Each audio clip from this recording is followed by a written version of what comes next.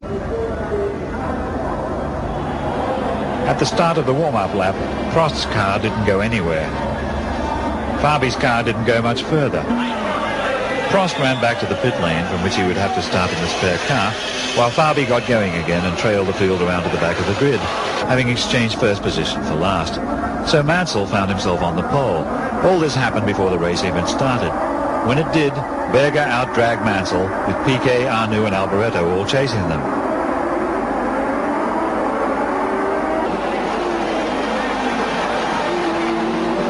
Senna was left standing, his transmission shot.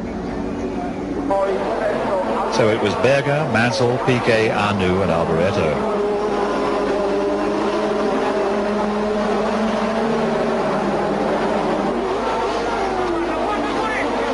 With all Italy watching, Alboreto went past Arnoux into fourth spot, as Rosberg tried to shake off Johansson, the honorary Italian. Tombay's Lola looked bad enough until you saw the other guy. Patrese in the ill-fated Brabham, which didn't really need this on top of everything else. Mansell took first place from Berger as they accelerated out of the Parabolica. Then Piquet went past Berger into second place, with Alboreto also looking ambitious.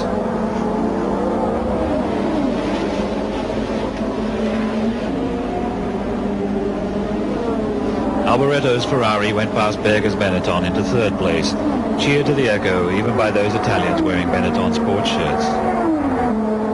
Prost had started even further back than Fabi, but now went past him into eighth place. Alboreto proved that the Ferrari was still a handful. He spun the car, creating the same effect in the audience as if he'd thrown a tomato at the Pope. Having allowed him to risk his neck for almost half the race, after much confabulation, the officials decided to black flag Prost for being foolish enough to listen to them when they allowed him to start. For 2 laps, he understandably ignored the signal, but then stopped with a blown engine. At one time, he was 5th and certainly would have gone even higher. It is worth reflecting, in view of later events, that Prost was not without his share of bad luck in 1986. Alboreto got moving again after his spin, but eventually retired.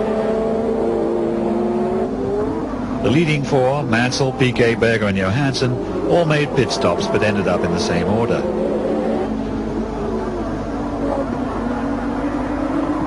Piquet, however, now saw the possibility of demoting his teammate to second place. In the days of team orders, this sort of racing between colleagues was never allowed to happen, to the sport's great loss. It's one of the ways in which Grand Prix racing has definitely improved, although Mansell might not exactly have been ecstatic when Piquet went by into the lead. Fabi went out in the middle of the Gobi Desert. Piquet took the checkered flag, with Mansell second, followed home in third place by Johansson's Ferrari. The 2 Williams Hondas looked very dominant indeed. But Piquet made it clear that being on the team didn't make him happy about sharing what he knew with his teammate. It's very difficult to race a championship with somebody that is very good like Naggio and have the same car, have the same information, knows everything about me, I know all my tricks, I know what a car I'm running, know my setup. You know, it'll be very, very difficult.